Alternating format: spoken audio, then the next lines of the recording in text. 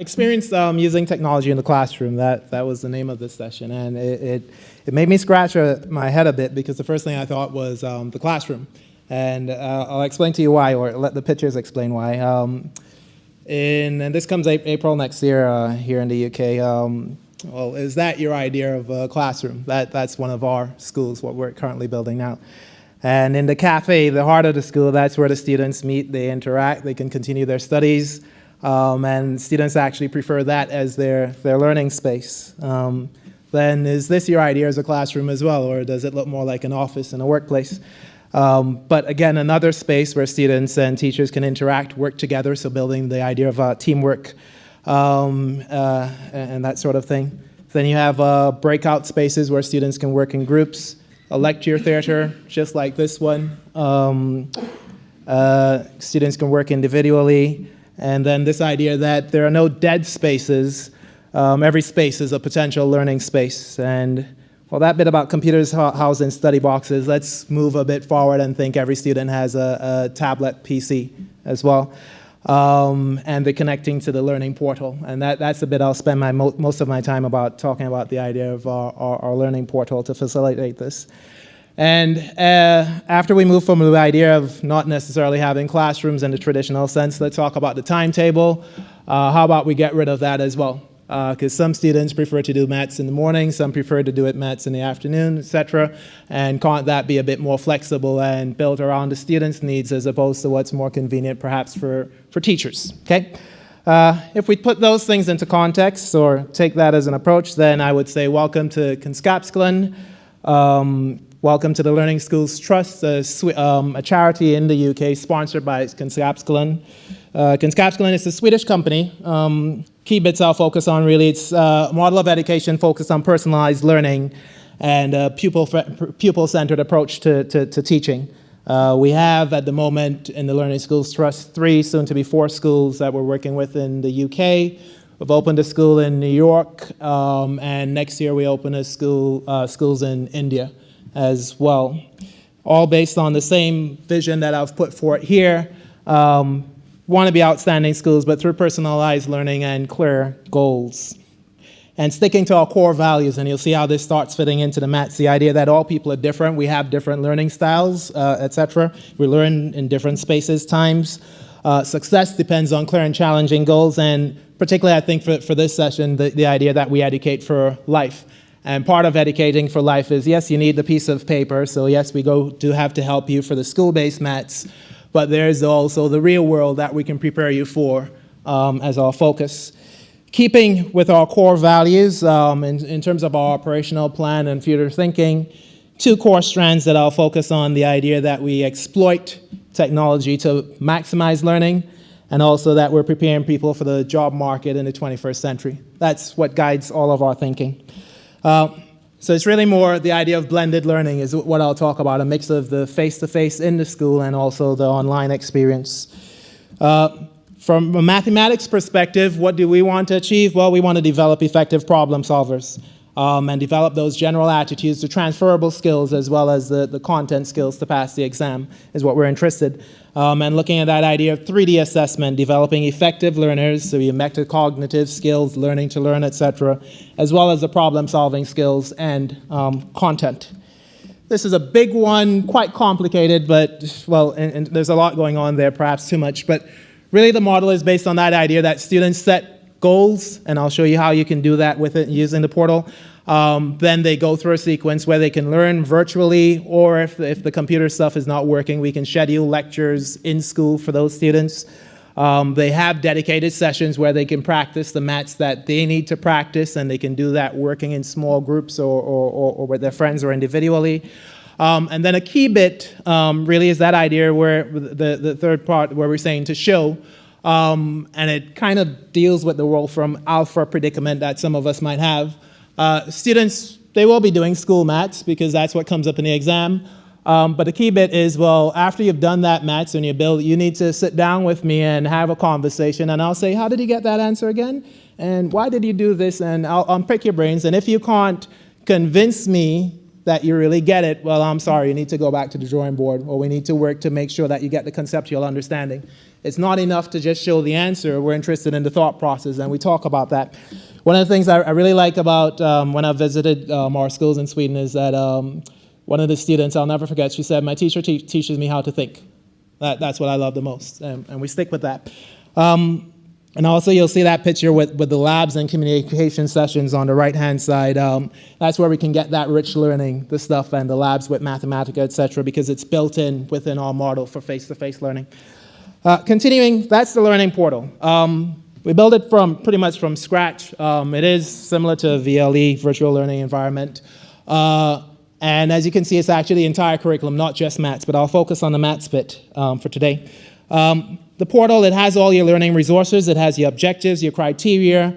It's not divided. Our tasks, there's nothing such as homework, really. There's work you need to do. Whether you do it at school or you do it at home, well, that's your choice. The key thing is you need to do it. And if your goal is if you want to achieve a goal this week, then you need to get a certain amount of work done this week. And on the portal, what we designed, we call it a step curriculum, and you can see it's built up in steps, and it fits into, for every country, what we do, we build subjects based on the national curriculum of that country. In England, it's based on, well, levels, and then it goes into GCSE grades, so our step system is pretty much, starts at level 1, the most basic thing, and goes straight up to A star for the GCSE step curriculum. It's divided into blocks, and I'll just explain that a bit. We've divided the curriculum into 8 blocks. Every block has 5 steps. And as you can see there, the steps are roughly, I stress on roughly, mapped to national curriculum levels. So if you're working on block 4, you're roughly working on level 6 grade D stuff. We might go on some of the stuff before and some of the stuff after, but that's the key focus if you're working on that block. The structure of a block, your first step, it starts with number, then we do algebra, geometry, and measure. The 4th step will be statistics, probability. And the 5th step, that's the really interesting one, I think, from our perspective, is where, yes, you review all your learning, but also you work on a project as well. So you get that rich learning. The computer-based math stuff can fit in there. Just showing the structure there a bit again. Roughly, that's your idea. Steps have goals. Goals have success criteria, and then you have a series of tasks you can do to meet those success criteria. We have tasks provided. To be honest with you, if you wanted to, for example, if you have something more interesting you want to do, that's fine. I'm just interested in the evidence. How you get it and what task you do is irrelevant to some extent. The whole thing was, we used the principles of backward curriculum design. So we identified what do we want to achieve in terms of for life, in terms of the exam, then what would be acceptable evidence, and then from that, then we could plan the learning experiences and instruction. You have your full set of, for your performance tasks on the high end of the spectrum, so your rich learning and your project work, and on the other spectrum where you have your questioning in the classroom on a low level. So let's say we'll look through step 16. You're on step 16. You have 4 goals. Goals are broad-based statements, and on the portal you have clear instructions on what work you need to do to actually achieve those goals. So it's very explicit to students how they can progress in their learning. They have core assignments they have to do in what we call the methods section. So if you want to say your toolkit, how to add fractions, blah, blah, blah. And then they can get into what we call, I haven't come up with a better name. We say activity tasks, which is pretty much, some students love pure maths, so you'll have a task to do which is within mathematics if you want to do one of those. And then for those who are more applied students, then you can do a task related to the real world. So we're trying to cover all bases there. This is what assessment looks like. In some way, assessment for learning on steroids, where you have those clear statements, bronze, silver, gold, I can recall cube numbers. All of this is built from the national curriculum of England, focusing on content. And if I say a student is bronze, then you could see very clearly what that student can and cannot do. And it forms an opportunity for what we were talking about just now with feedback, where you have a common framework for everybody to talk about their learning and what you need to do next to improve. Typical GCSE exam questions are your core assignments, because yes, we do have to go through that hoop, shall we say, that you need to pass the exam. In terms of learning resources, let's say you don't know what to do and you want to learn and you can learn at home flipping the script. People learn different ways, so you can read examples. You can watch videos if that tickles your fancy, or you can do interactivities. And what we've pretty much done is gone to the different publishers, what exists in England, and we've pulled everything into our framework. We haven't looked to reinvent the wheel, but we have had to invent some things as need be.